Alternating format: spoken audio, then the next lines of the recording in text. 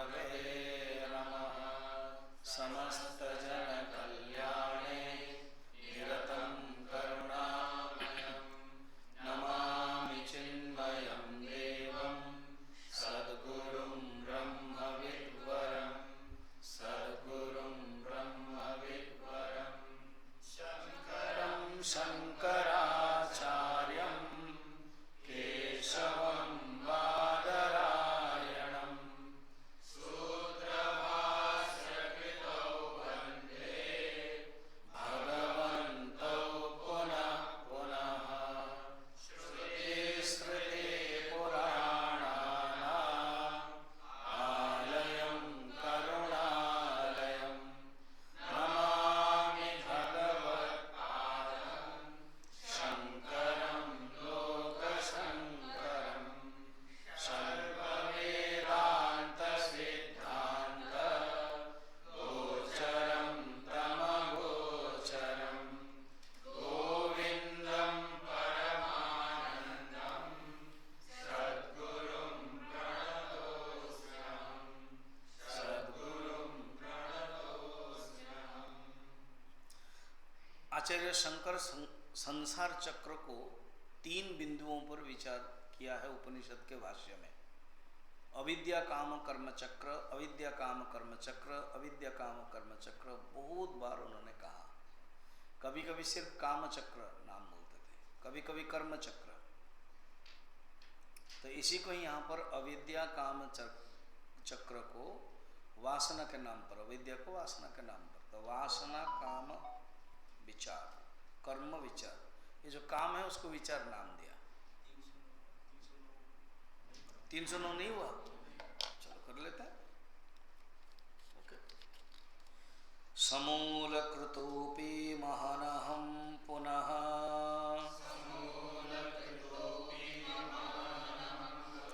बुल्लेखितस्याद्यपि चेतसा क्षणम्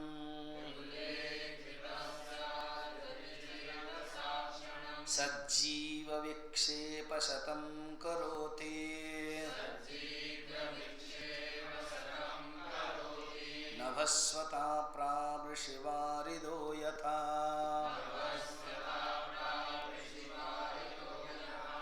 एग्जाम्पल दे रहे हैं, टॉपिक जो चल रहा अहंकार का, उस अहंकार को उखाड़ने के लिए एक एग्जाम्पल देते हैं। जैसे कैसे सैकड़ों उत्पात खड़ा करा देता है। कब? जैसे वर्षा ऋतु में मेघ हवा से घनीभूत हो जाता है, इसी प्रकार पूरी तरह से निराकृत होने के बाद भी भयानक अहम भाव यदि मन में पुनः एक क्षण के लिए भी आ जाता है और सैकड़ों उत्पाद खड़ा करा देता है। सब ठीक चल रहा है, वातावरण ठीक, ऑल एंड सडन हवा आती है। बीच में हुआ था ना, बारिश हो रही थी, लाइट नहीं थी। मुझे तो लग रहा था मेरा मॉर्निंग क्लास कैसा होगा, क्योंकि वाईफाई में चलता, वो भी बंद था, लाइट नहीं था। तो लकीली एग्जैक्ट वो 6 बजे ही आया। तो एंड एक दिन और एक पेड़ कहीं टूट गया था, तो उसे से वाईफाई बंद। फिर शाम को आया। एंड यहां पर कॉमन है, ये भी पता होगा ना, ये गुरुदेव हनुमान जी की कहानी तुमको पता होगा। मैं तो 83 मई महीना में ज्वाइन किया आया। कहते हैं गुरुदेव जो शुरू किए, पहले तो गुरुदेव हेलीकॉप्टर में जब जा रहे थे, तब जो मिलिट्री वाले या गवर्नमेंट वाले लेके जा रहे थे हेलीकॉप्टर में, तो गुरुदेव को पता नहीं ये टापू दिखाई दिया, ये वाला। तो हेलीकॉप्टर को तो नहीं बोल सकते रुको करके, शायद किया होगा कि can you make A round, ऐसे करके बोले होंगे। और गुरुदेव बोलेंगे तो पायलट बा जो मेन थे वो हाँ करेंगे, तो पहले राउंड मारा होगा या एक, देन इसको सिलेक्ट किया। 78 की बात है, 78-79, उसके बाद सिलेक्ट किया, फिर आश्रम शुरू हुआ। तो गुरुदेव की इच्छा हुई, हनुमान बाद में आया, तो जो भी बनाते थे ना हवा में टूट जाता था। पहले जो बनाते थे हवा में टूट जाता था। तो यहाँ का जो सिस्टम है बनाने का, उसी से बनाना पड़ता था। हिमाचल का जो सिस्टम है, तो हवा आती थी टूट जाता था। देन गुरुदेव महापुरुष है, कारक पुरुष है, उन्होंने हनुमान जी को आह्वान किया और बेंगलोर में जो हनुमान जी के मूर्तिकार है उनसे कांटेक्ट किया। कहा कि हनुमान जी जब आएंगे तो उनके जो पिताजी है पवन है, वो इतने बलवत्तर नहीं होंगे, झंझावात नहीं करेंगे, क्योंकि मेरा बेटा बैठा हुआ है। सचमुच यही हुआ। तब से हवा आती है, इतना नुकसान नहीं करती, पेड़ पेड़ तो जाएगा, ये मान्यता है। एंड देन गुरुदेव ने नियम किया, हर 5 साल के अक्टूबर 10 में अभिषेक होता है। मैं लोगों 5-6 अटेंड कर लिया, हर 5। अभी 2022 में है, तो 2022 अक्टूबर, तो उसके पहले 5 साल 2017 में था मैं, फिर 12, फिर पीछे जाओ 2007, फिर पीछे जाओ 2002, उस समय तो था ही, मैं आचार्य था, 2002 महीना में शुरू हुआ। तो ऐसे करके 5-6 अटेंड किया हूँ। ये है हनुमान जी के बारे में वर्णन है। पहले वहीं से सीढ़ी बनती थी बांस का, फिर मिलिट्री का सिस्टम जो हनुमान ब्लॉक है, इसलिए नाम हनुमान ब्लॉक है, वहीं से बन जाता है। अच्छा है, तुम लोग मौके अपॉर्चुनिटी लोग हैं, टिकना उस स्तंभ तक।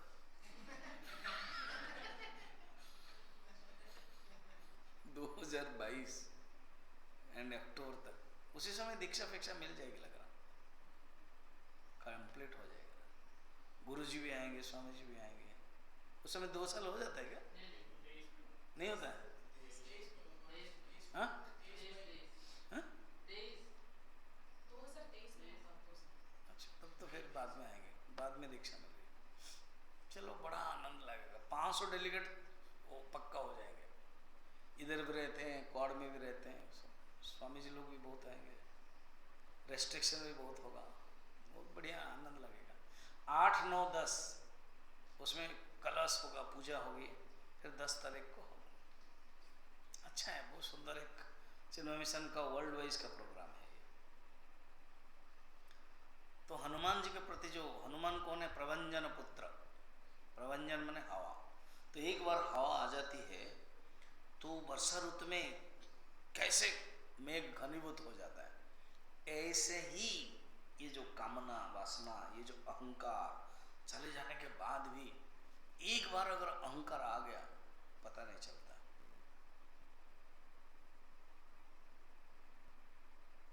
हम तो दूसरे को देखने के लिए नहीं, अपने अंदर के लिए।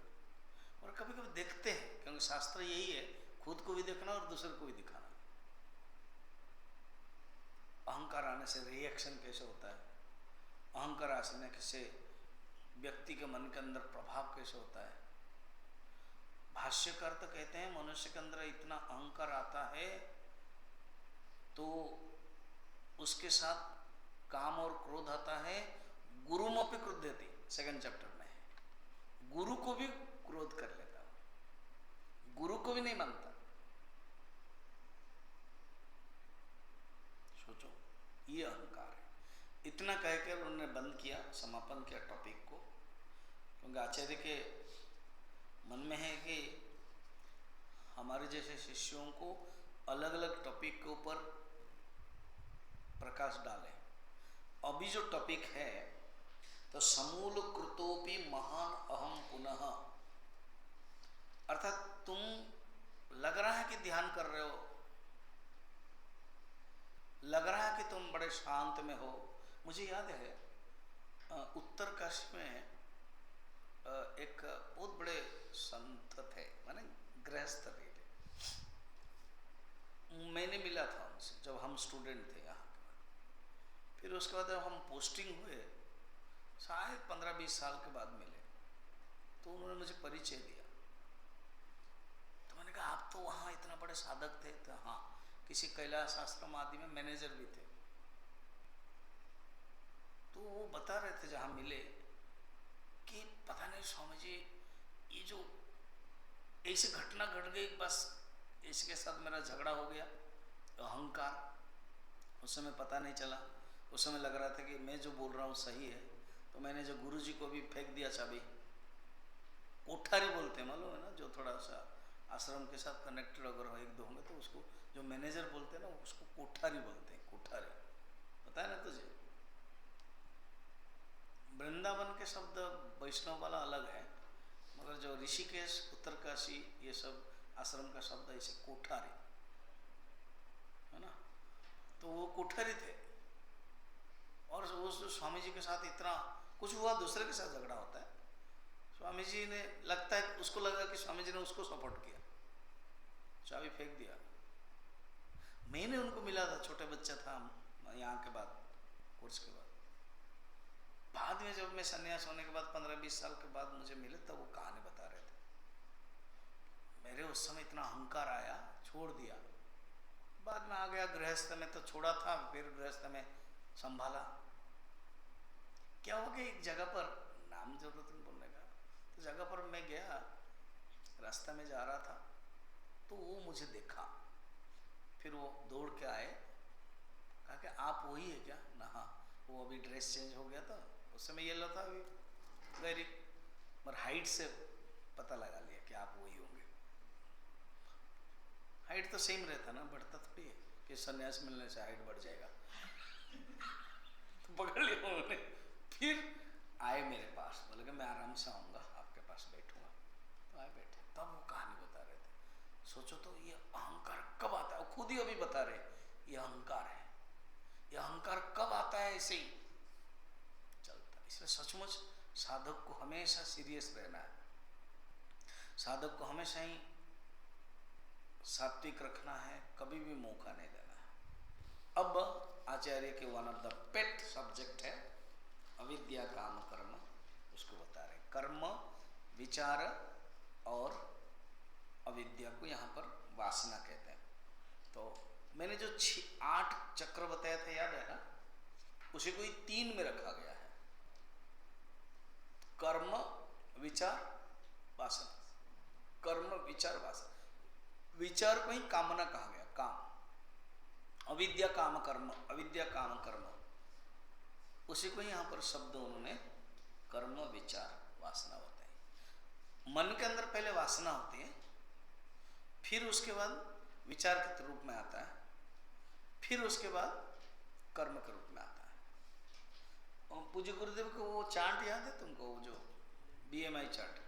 तो जो V है ना, V वो वासना है।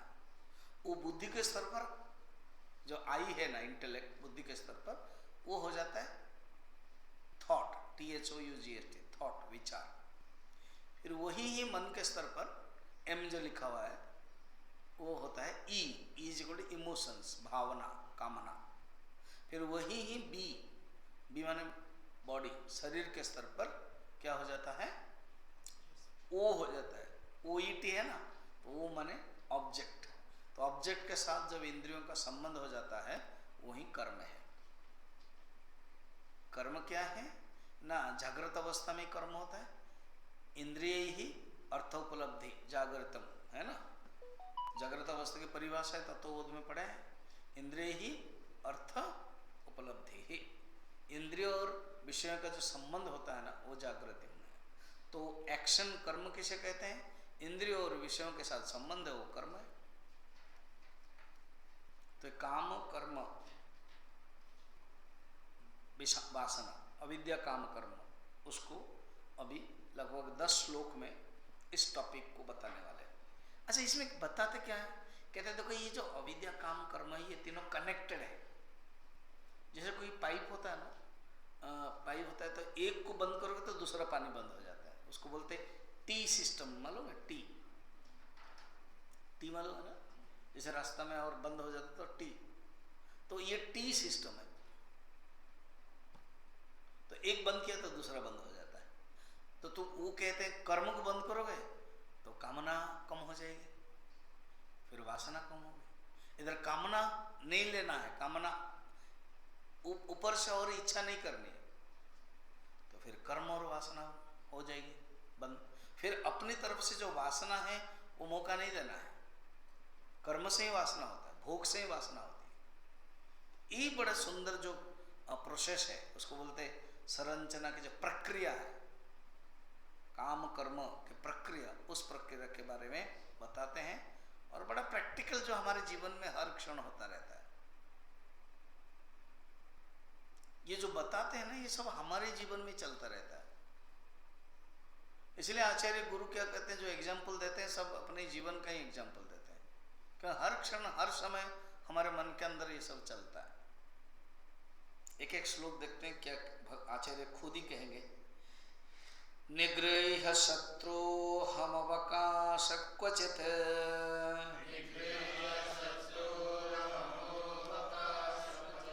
न देय विषयानुचिन्तया सैव संजीवन हेतुरस्य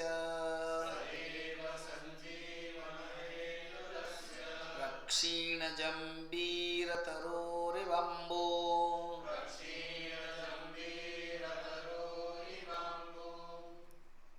ये जो अहम है इसको कंट्रोल कर दिया, और लगता भी कि किसी हद तक हमने अहम को कंट्रोल कर दिया, सब शांत है, सब बहुत बढ़िया है।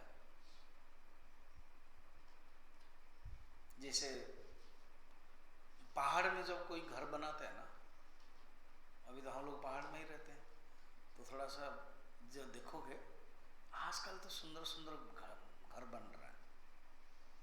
पुराने जमाने 50 साल 100 साल में वो केवल टाइल्स के, लगता है पहाड़ के ऊपर ठीक से बना दिया, ठीक बहुत बढ़िया हो गया, एवं बस बनाकर 3-4 दिन रहे, आया झोंका और गया, सब उड़ गए।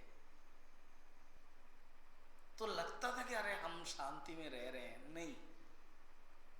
यहां पर भी ऐसे कहते हैं, जब साधक साधना कर रहा है, कर्मयोग कर रहा है, भक्ति कर रहा है, अहंकार के बारे में चिंतन कर रहा है कि अहंकार अच्छा नहीं है, अहंकार अच्छा नहीं है, और ये अहंकार मेरे अंदर होना नहीं चाहिए, तो ऑल एंड सडन पता नहीं पूर्व जन्म का कुछ है झोंका, वो आ जाता है।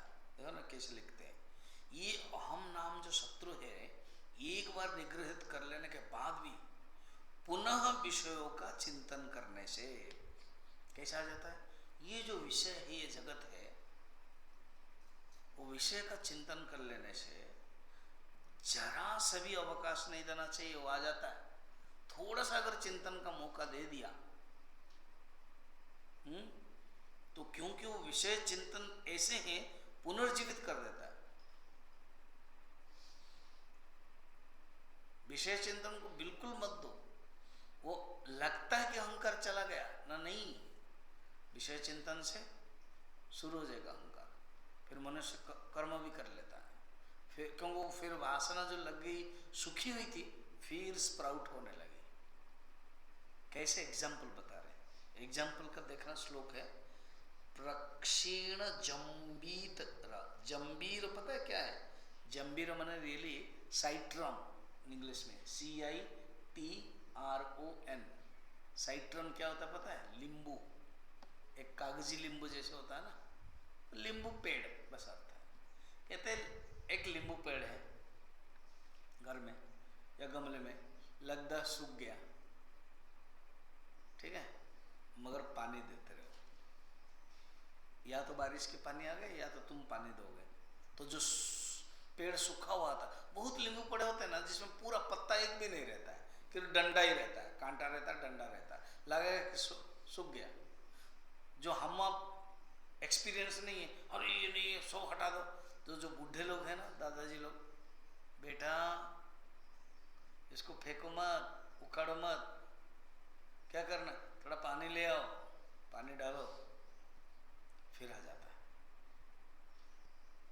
हमें लगता है कि ये है ही नहीं है, निकल गया, सूख गया, तो इसको हटा देते हैं जड़ से ही, मगर जड़ उसके साथ लगा हुआ है, और पानी देने पर हो जाता है। यही एग्जाम्पल में क्या कहना चाहते हैं, देखो, कहते ये अहंकार लगता है सूख गया है, जैसे नींबू पेड़ सूख गया है, पत्ता है नहीं, अहंकार लगता है सूख गया है, और अहंकार माने अपने जीवात्मा, तो जीवात्मा के पूर्व जन्म के जो वासना है, वो जो जड़ है, वो मिट्टी के साथ लगा हुआ है। थोड़ा सा अगर पानी मिल गया, पानी माने क्या है, कामना वासना, विषय के साथ संबंध है, थोड़ा सा विषय के साथ संबंध मिल गया, फिर क्या हो जाएगा, शुरू पल्लवित हो जाएगा, पता ही नहीं चलेगा, फिर कोमल कोमल पत्ते आने लगे, फिर उसके बाद बढ़िया हो जाएगा, फिर तो नींबू भी आ जाएगा। यही कहते हैं, सुंदर एग्जाम्पल है। इसको द्वितीय अध्याय में भी भगवान कहते हैं, द्वितीय अध्याय के 62 और 63 में। जाओ जाओ जाओ, परमिशन दे रहा हूं। सेकेंड चैप्टर में है, ध्यायतो विषयान् पुंसः संगस्तेषोपजायते, संगात् संजायते कामः, कामात् क्रोधोऽभिजायते, क्रोधात् भवति सम्मोहः, सम्मोहात् स्मृतिविभ्रमः, स्मृतिभ्रंशात् बुद्धिनाशः, बुद्धिनाशात् प्रणश्यते। थोड़ा सा ध्यान विषय को करोगे ना, ध्यायतो विषयान् पुंसः, संग अटैचमेंट हो जाएगा, संगस्तेषोपजायते, 8 स्टेप है। पूज्य गुरुदेव उसमें बताते हैं, पतन की सीढ़ी है ये, द लैडर ऑफ फॉल। पहला है ध्यान, ध्यान माने ये मेडिटेशन नहीं, विषय के बारे में चिंतन, उसको यहाँ ध्यान शब्द से बोल रहे हैं। तो विषय के बारे में थोड़ा सा चिंतन आ गया, तो विषय के प्रति आसक्ति हो जाती है कि मुझे मिले मुझे मिले मुझे मिले, राग। ध्यायतो विषयान् पुंसः, फिर संगस्तेषुपजायते, संगः, संगत संजायते कामः, काम क्या, भोग अभिलाष काम। जब संग हो जाता है, आसक्ति हो जाती है, तो भोग करने की इच्छा होती है, प्राप्त करने की इच्छा होती है। आसक्ति पहले, उसके बाद प्राप्त करने की इच्छा, फिर प्राप्त कर लिया काम। और ज्यादातर क्या होता है, काम से क्रोध होता है, क्यों, हमेशा मिलता ही नहीं। गुरुदेव कहते हैं, desire fulfils it leads to greed, and desire unfulfils it leads to anger. Hindi में, काम जब परिपूर्ति होता है तो लोभ की तरफ बढ़ाता है, काम जब परिपूर्ण नहीं होता है, क्रोध हो जाता है। फिर क्रोधात् भवति सम्मोह, क्रोध एक बार हो गया तो सम्मोह हो गया, डेल्यूजन हो गया। सम्मोह स्मृति विभ्रम, सम्मोह हो गया तो स्मृति वंश विभ्रम हो गया, लॉस ऑफ मेमोरी, स्मृति नहीं रहती है। स्मृति वंश बुद्धि नाश, स्मृति नहीं रहती तो बुद्धि नष्ट हो जाती है, बुद्धि नाश प्रणश्यति। ऐसे ही मनुष्य करता है। यह कितना सुंदर में बताए, इसलिए कभी भी मौका मत दो, किसके लिए, विषय चिंतन के लिए। जितना जरूरत है उतना ही विषय में लाना है।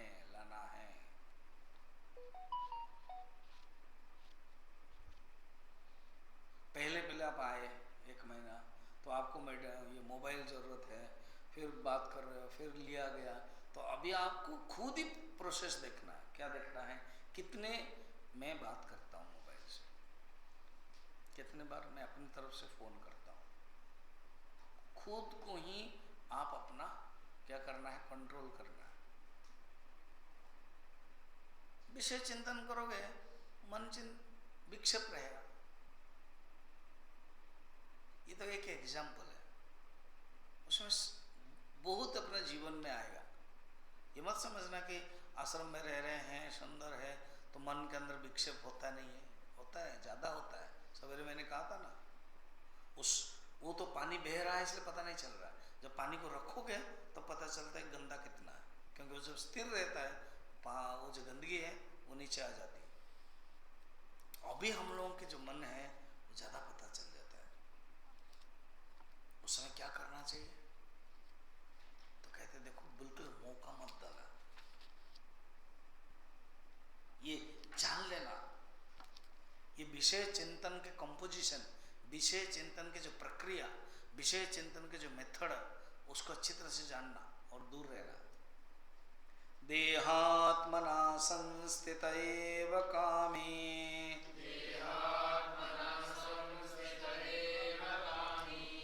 विलक्षण कामयिता कथं स्यात्, अतोऽर्थसन्धान परत्वमेव,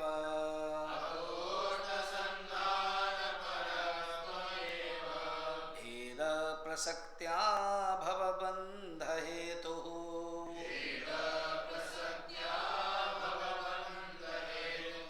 जिसने, कामी पुरुष जिसने क्या किया, देह के साथ तादात्म्य कर रखा है, क्योंकि देह के साथ तादात्म्य करोगे तो ऑटोमेटिक विषय का चिंतन होगा, क्योंकि देह का अपना डिमांड है, देह की अपनी मांग है, तो वो ही विषय लोलुप होता है। एक एग्जांपल,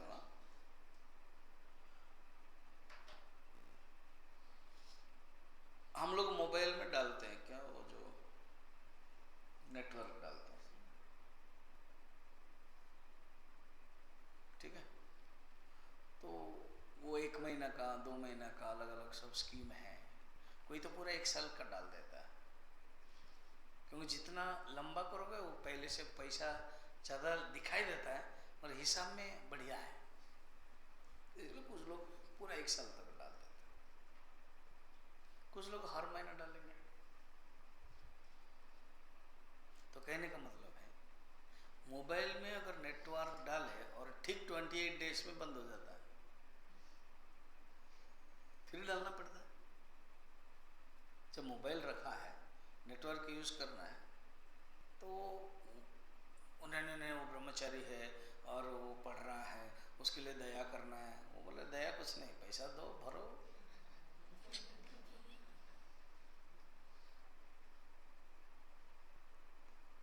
मोबाइल रखा है, हम देखने के लिए इच्छा है, सब कुछ जाना है, तो नेटवर्क के लिए डालो वो स्कीम। तो इसी प्रकार देह के साथ आसक्ति है तो ऑटोमेटिक विषय चिंतन हो जाता है, क्योंकि कारण देह के आसक्ति है ना। देह के साथ आसक्ति नहीं है तो चिंतन नहीं होगा देह। जिसे देह आसक्ति नहीं है उसके भला विषय चिंतन कैसे होगा?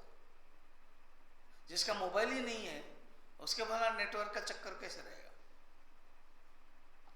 पंकज का नहीं है फिर भी चाहता है, अभी मंगाया है ना, गोपाल का, पंकज गोपाल क्यों? सबके पास है, सब बड़ा उस दिन खुश होते हैं, सबका मुंह बढ़िया लगता है, और मेरा मुंह ही कुछ दुखी होता है, इसलिए मैं भी लेकर आऊं, फिर मुझे मांगना पड़ता है ऑफिस से। यहां कहते हैं देहासक्ति है, विषय वासना है, देहासक्ति नहीं है, विषय वासना नहीं है। इसलिए क्या करना चाहिए? अतः विषय वस्तुओं का अनुचिंतन ही भवबंधन का कारण है और द्वैत भाव का एकमात्र कारण है। तो क्या कहना चाहते हो आप? क्या देह को हम उड़ा दे? ना ना, देह को उड़ा नहीं सकते, देह रहने दो, मगर देह के प्रति आसक्त मत हो और देह के प्रति तादात्म्य मत करो, क्योंकि देह के तादात्म्य करोगे, एक आदमी जैसे गरीब आदमी है, एग्जाम्पल से समझाता हूँ, गरीब आदमी है, अब आजकल के गवर्नमेंट जो है ना, वो बोलते हैं सबके घर में इलेक्ट्रिक जाना चाहिए, तो सब लोग खुशी से ले लेते इलेक्ट्रिक, तो फिर अप्लाई करते इलेक्ट्रिक ले लेते, तो देखा कि और जो उसके बच्चे हैं ये है सब, कोई डिजाइन कर लेता, वो करता, सब कुछ करता है, बिल आया, बिल आ जाता है कितना, 3000, फिर मीटर घूमता रहता है, तो वो जो किसान है, जो गरीब है, वो दुखी होता है। तो उसको आप हम जैसे विद्वान क्या समझाएंगे? बाबा तुम्हारा जो इतना सब बल्ब जलाया, तुम हीटर भी जला रहे हो, टीवी भी जला रहे हो, वो भी कर रहे हो, बंद करो ना, कम करते रहोगे तो मीटर कम होगा, इलेक्ट्रिक बिल कम होगा। इसी प्रकार विषय चिंतन ज्यादा करते रहोगे तो तुम्हें तो दुख होगा ही, तो विषय चिंतन कम करो। विषय चिंतन का ही कम करना, यही भवबंधन का कारण है। अब कहते सुनो, कैसे विषय चिंतन का कम करोगे? ये जो 3 का कनेक्ट है ना, जो टी पॉइंट है, उसको कहीं ना कहीं तुमको कंट्रोल करना पड़ेगा। कहां से कंट्रोल करेंगे? जो हमारे साथ में है, सवेरे हम देख रहे थे ना, जो देह है, जो शरीर है, वो सामने है। शरीर ही स्पॉटलाइट होता है, शरीर ही फोकस होता है। फोटो भी उसको मिलता है और डंडा भी उसी को ही मिलता है ना? अच्छा काम करते हो तो पुरस्कार किसको मिलता है? शरीर को। फूल माला किसको मिलता है? शरीर को।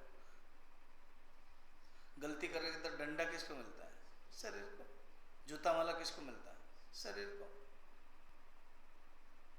तो ये शरीर से ही तो कार्य होता है। कहते यहीं पकड़ो, अभी बता रहे हैं। कार्य प्रवर्धनात् बीज प्रवृद्धि परिदृश्यते, कार्यनाशात् बीजनाशः, तस्मात् कार्यं निरोधयेत्। सुनो, सूत्र सुन लो। क्या? ये 3 तो टी पॉइंट कनेक्टेड है, कार्य, विचार और वासना। बोलते कर्म अगर बढ़ता है ना, तो उसके जो बीज है वो बढ़ता है, स्टोर हाउस। वासना जो स्टोर हाउस हो जाता है। इसलिए कर्म जब नष्ट हो जाता है, बीज भी नष्ट होता है। नहीं समझ रहे हो? एक एग्जांपल बताता हूं। एक किसान था, एक किसान एक ही अनाज डालता था, गेहूं या तो चावल, धान कर लो, ठीक है। अभी वो जो उस दिन कॉर्ड वाले आए थे ना, ऐसे करते हैं वैसे करते हैं, वो सब बता रहे थे ना, अच्छा है कर्म करना। और एक आदमी आया पालनपुर का, जो यूनिवर्सिटी वाले एग्रीकल्चर, मैं गया हूँ टॉक देने के लिए, मुझे याद है, दीदी ने ही व्यवस्था करवाया था, दीदी भी गई थी मेरे साथ, तो हम यूनिवर्सिटी में टॉक दिए थे। तो आदमी आया, कहा अरे तुम्हारा जो जमीन है ना, हाँ क्या खाली रहता है, सिर्फ धान थोड़ा सा होता है। अब तुम एक काम करो, उसी जमीन में धान का भी करो, गेहूं का भी करो, और दूसरा भी कुछ करो, कद्दू का भी करो। तो वो करने लगा। अब बताओ, उसको बीज सबका रखना पड़ेगा कि नहीं नेक्स्ट ईयर के लिए? बोले नहीं नहीं नहीं, मैं तो 50-40 साल से, मेरे पिताजी सिर्फ धान का ही रखते थे, अभी ये गेहूं का क्यों रखूं? तो अरे बाबा, तुमको कार्य करते हो तो ऑटोमेटिक बीज आ जाता है धान का, कद्दू का, क्योंकि तुमने कार्य किया, फसल बनाया, वो वही बीज ही तुम्हारा काम आएगा ना नेक्स्ट ईयर के लिए। कहते जितना तुम कार्य करते रहोगे उतना बीज बनता जाता है। अभी समझ में? तो एक किसान एक ही करता था, तो एक ही में खुश होता था। अभी इतना सब किया तो सबका बीज रखना पड़ेगा, तभी वो काम आएगा। कर्म भी ऐसे ही, बाहुल्य कर्म, बहुलायास कर्म अगर मनुष्य करेगा तो उसके जो वासना है वो कम होती जाएगी, माने वासना बढ़ती जाएगी, वासना बढ़ेगी। इसलिए कहते देखो, कार्य प्रवर्धन, प्रवर्धन माने बढ़ना, कार्य प्रवर्धन से बीज प्रवृत्ति, बीज बढ़ता है। और सुन, कार्य नाश, बीज नाश, सूत्र वही है, अन्वय व्यतिरेक, ऊपर वाला अन्वय, सेकंड वाला व्यतिरेक। कार्य बढ़ने से बीज बढ़ता है, अन्वय। कार्य कम होने से बीज कम होता है, व्यतिरेक। इसको बोलते हैं अन्वय व्यतिरेक। इसको सिंपल एग्जाम्पल में 2 एग्जाम्पल याद आ रहे। देखो तुम्हारे क्लास जब बढ़ जाता है ना, बाकी इधर उधर के एक्टिविटीज कम होता है कि नहीं?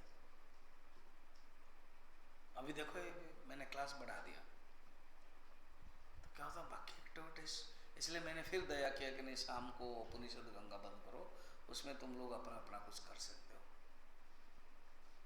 क्योंकि क्लास जब बढ़ जाता है तो जो एक्टिविटीज है, क्या एक्टिविटीज है, बेस्ट एक्टिविटीज है, क्लास नहीं है, सबसे स्वामी जी बहुत ही बढ़िया एक्टिविटीज है, क्या, शयनम, फर्स्ट हम प्रायोरिटी देते हैं उसको।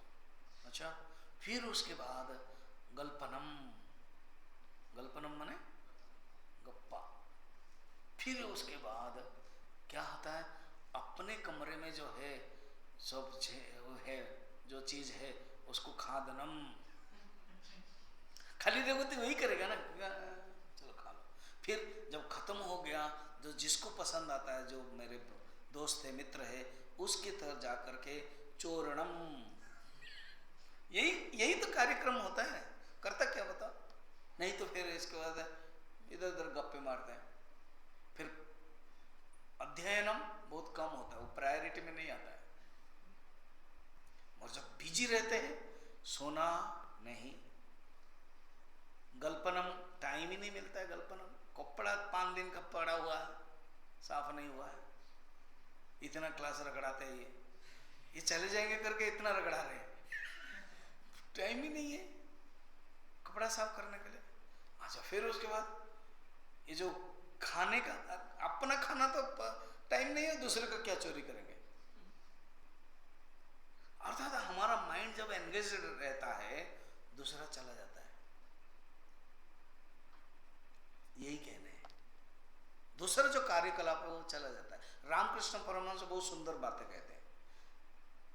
क्या, जब बहू गर्भवती रहती है ना, तो सास जितने भी बिगड़े,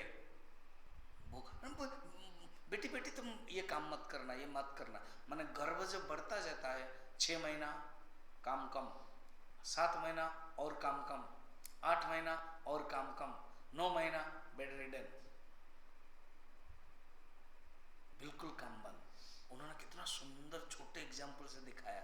अर्थात जीवन में भी तुम अगर भगवान को गर्भ में ला रहे हो, जितना तुम गर्भ में लाते रहोगे, उतना तुम्हारे जीवन में काम कम होता जाएगा।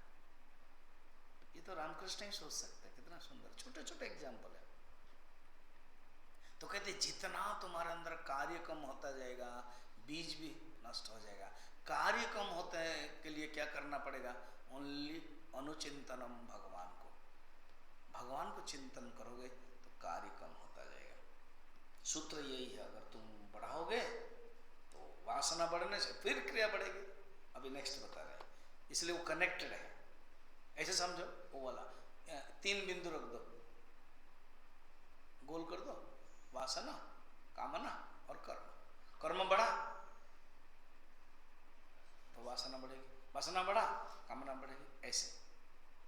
अभी 313, वासना वृद्धित कार्यम, कार्य वृद्धया च वासना, वर्धते सर्वदा पुंसः, संसारो न निवर्तते। तुम्हारी वासना बढ़ने से फिर कार्य बढ़ेगा, और कार्य बढ़ने से फिर वासना बढ़ेगी, यही तो चलता रहता है। अब किसान जैसे एग्जांपल, किसान जैसे एक काम करके रहा था, अब खाम खा ये बताया गया तो मुश्किल है। एक कथा है कि एक बार अकबर बिरबल की बात है कि मनुष्य के अंदर लोभ कैसे बढ़ता है। तो बताते हैं, देखिए ना, क्या ना 6 थैली दिया, और 6 थैली में 5 थैली में पूरा स्वर्ण भरा हुआ, स्वर्ण मुद्रा है, और जो 6ठा नंबर थैली है वो भरा ही नहीं है। और एक कर्मचारी है बीरबल जानते हैं कर्मचारी के अंदर थोड़ा लोभ है, बस उसके घर में रख दिया। आया देखा क्या रे, फिर एक आकाशवाणी करवा दिया कि तुम छठा भर्ती करोगे ना तुम्हारा जीवन धन्य हो जाएगा। अब चिंता। तो जो पूरी पुलाव सब खाते थे, पत्नी को कहा कि अभी पूरी पुलाव मत खाना, क्या करना, ओनली सूखी सूखी रोटी। क्यों, ये जो छठा है ना थैली उसको बढ़ाना है। फिर कहा कि घी भी नहीं डालना, घी बंद करो। फिर तुम जो बाल संभालते हो, तेल फेल लाते हो, उसको बंद करो। शैम्पू बिल्कुल नहीं। धीरे धीरे धीरे धीरे तो बीरबल अकबर कहते देखा इतना मनुष्य के अंदर लोभ बढ़ गया, उसको इकट्ठा करने में, तो उसका सब कुछ जीवन ही उसी में ही चला जा रहा है। तो ऐसे ही मनुष्य का है, वासना जब बढ़ती रहेगी तो कर्म करता रहेगा, कामना बढ़ती रहेगी, फिर संसार में इतना जकड़ता रहेगा, संसार निवर्तते और नहीं होगा, बल्कि संसार बढ़ता जाएगा। कभी कभी देखा होगा ना, जो बिल्डिंग में वो दीवार में ही पेड़ हो जाता है, स्पेशली बरगद का पेड़। अगर तुम काटोगे नहीं है और उसको छोड़ोगे, हाँ, तो क्या हो जाएगा, वो बढ़ता ही जाएगा। ऐसे ही हमारे जिंदगी में अगर तुम वासना बढ़ाते रहोगे तो बढ़ता रहेगा। इसलिए काटना चाहिए। क्या करना चाहिए बता रहे अभी 314 में, संसार बंध विच्छिन्त्ये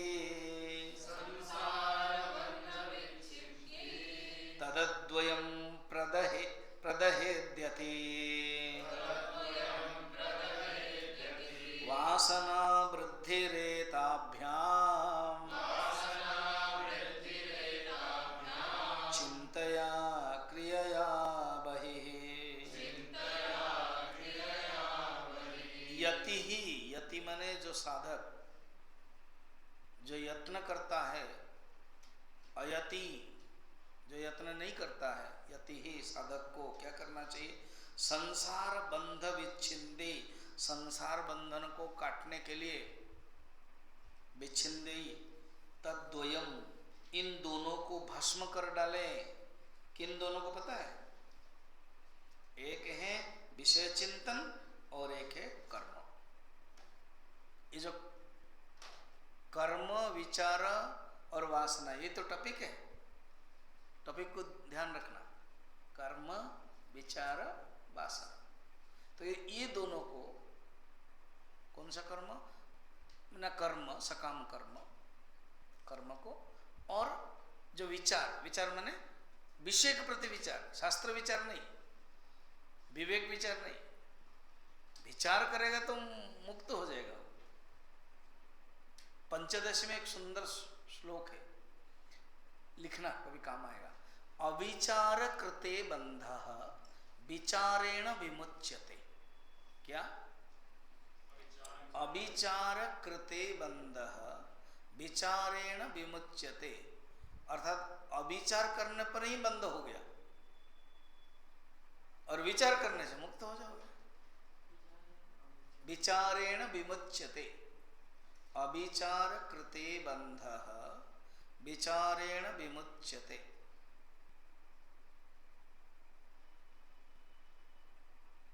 तो जो साधक है उसको क्या करना चाहिए कि विषय चिंतन, जो विचार कर रहा है, विषय के चिंतन, वहां पर क्या था विचार का अर्थ है, अविचार करते बंध, जो मैं बताया कि विचार, परमात्मा का विचार न करने के कारण बंधन हो गया, परमात्मा का विचार करेगा तो मुक्त हो जाएगा, वो अर्थ है।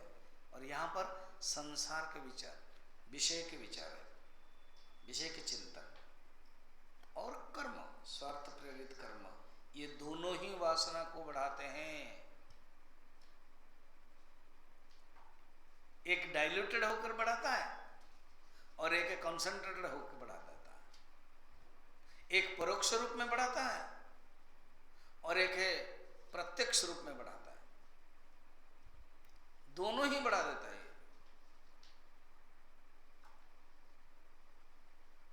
इसलिए ध्यान रखो, साधक को वासना को बढ़ाने के लिए मौका ही मत दो।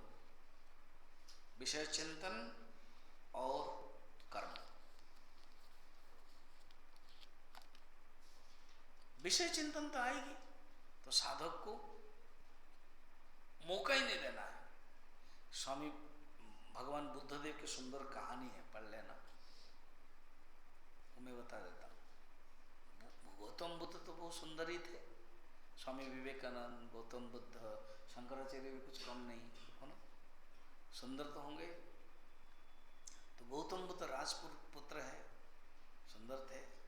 तो एक स्त्री जो एक वेश्या है, वो आई रात में, जहाँ अकेला वो रहते थे, कुछ उपहार लेकर के। खटखट किया, गुरुदेव कहानी बता रहे, लिखे हैं। खटखट किया तो उन्होंने देवद्वार खोला, तो उन्होंने कहा कि मैं आपके लिए उपहार लेके आई हूँ। तो उसके पास कोई हिचक नहीं थी। रात में आई, सोचा कि अंदर घुसाएंगे, फिर मैं हाँ करूँगी, फिर मैं उपहार दूंगी, फिर मैं टच करूँगी, फिर मैं प्यार करूँगी। उनको उस दृष्टि से आई। तुरंत गौतम ने कहा कि हे माँ, आप इतना कष्ट करके आई है, मैं आपकी क्या सेवा कर सकता हूँ। तो उसके अंदर जो कामना ज्वाला थी ना, वो पूरी बंद हो गई। देखना यहाँ लिखा हुआ है, माँ तुम्हारे ये पुत्र तुम्हारी क्या सेवा कर सकता है। तो बेचारी स्त्री उद्दाम वासना से जल रही थी, ठंड पड़ गई। तो अर्थ क्या है, मौका नहीं देना है साधक को। वो ऐसे बाह्य विषय के तूफान आएंगे, झंझावत आएंगे। स्वामी विवेकानंद जी की कथा में भी ऐसी। स्वामी विवेकानंद जी को एक ओस फॉरेन की जो लड़की है, वो आकर के कहने लगे, I want a son like you and from you. माने मुझे एक लड़का चाहिए आपके जैसा, और आपके थ्रू से। तो तुरंत विवेकानंद जी ने प्रणाम किया वो माँ स्त्री को, क्योंकि मैं ही आपका बेटा हूं। उसने क्या सोचा कि आपके जैसा पुत्र चाहिए, आपके वीर्य से, आपके साथ मैं शादी करना चाहती हूं। उन्हें समझ गए स्वामी विवेकानंद जी, और तुरंत कहा कि O mother, I am your son. आपको बेटा ही तो चाहिए, मैं ही आपका बेटा हूं। ये तो परिवर्तन हो गई। तो इसलिए मौका नहीं देना है साधक को। आज समापन करते हैं। ये दो श्लोक देखें, कनेक्ट दो श्लोक है। ताभ्याम प्रवर्धमानासा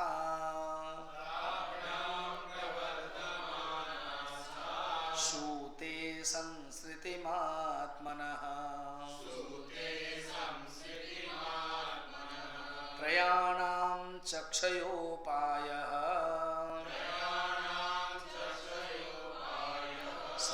सर्वावस्थासु सर्वदा सर्वत्र सर्वतः सर्वा ब्रह्ममात्रावलोकनैः सद्भाववासना दाढ्या तत्रयं लयमश्नुते। ताभ्यम प्रवर्धमानानाम, ताभ्यम ने ये दोनों क्या, विषय चिंतन और कर्म, इन दोनों को बढ़ने से वासना बढ़ती है। वासनाएं व्यक्ति के लिए संस्कृति की रचना करती है। ताभ्यम प्रवर्धमानासा सूते संस्कृति महात्मना, सूते मैंने रचना करना, प्रसूयते। मयाध्यक्षेण प्रकृति ही सूयते सचराचरम, भगवान कहते हैं मेरे अध्यक्षता ही प्रकृति रचना करती है। तो वासना की रचना हो जाती है इन दोनों को बढ़ने से। अभी कौन है, तीन है। अभी त्रयाणम, नीचे कहते त्रयाणम क्षय उपाय, ये तीनों का तीन, अभी तो दो बोल रहे, फिर तीनों अरे 3 हो गया ना, वासना बढ़ जाती है। तो एक है विषय चिंतन, दूसरा है कर्म, तीसरा है वासना। इसीलिए आचार्य ने नाम रखा इसका, कर्म, विचार एंड वासना। इन दोनों के कारण, विषय चिंतन और कर्म के कारण वासना बढ़ती है। ये जो 3 हैं, इसका क्षय का चिंतन करना चाहिए, इसका नाश का चिंतन करना चाहिए, सर्वावस्था पे सर्वदा, हमेशा ही। कि सोचना चाहिए वासना बढ़ जाएगी क्या ना, इसलिए कंट्रोल। चिंतन करूंगा तो वासना बढ़ जाएगी, कंट्रोल। कर्म करूंगा तो मन में आ गया, इसलिए कंट्रोल। तो कहते हैं इन तीनों को ये कनेक्टेड है, एक में पानी घुसा हुआ ना दूसरे में चला जाता है, ये ऐसे पाइप है। बोला नहीं नहीं नहीं, मैं केवल कर्म करूंगा, तो कर्म करोगे तो फिर विषय आएगा चिंतन, फिर वासना बढ़ेगा ना, मेरी वासना बढ़ती है तो फिर ये दोनों बढ़ जाएगी, एक बढ़ेगा तो दूसरा बढ़ लेगा।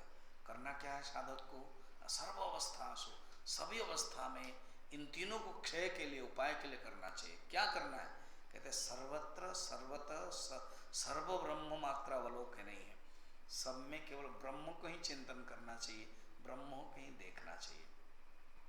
सद्भावना, और सद्भावना लाओ। ये बुरी वासना को दूर करने के लिए उसकी एंटीडोट क्या है, सद्भावना। इसलिए जो उपासना है, कर्मयोग है, ये है दे दिया गया शास्त्रीय अध्यास। अध्यारोप जो हो गया है उसको अपवाद करने के लिए कहा गया है, सद्वासना लो।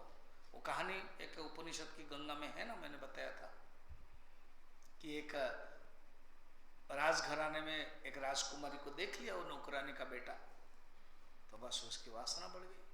तो उसके लिए रानी ने क्या किया, राजमाता ने, तो उनको सद्वासना दिया, अर्थात शास्त्र वासना, भोजन में चिंतन, फिर एक कोई विषय के साथ संबंध नहीं है, तो 1-2 महीने में ही परिवर्तन हो गया।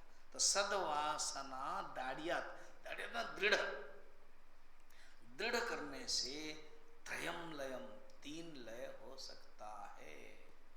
कठिन है सचमुच, ये तीनों लय करना बहुत ही कठिन है।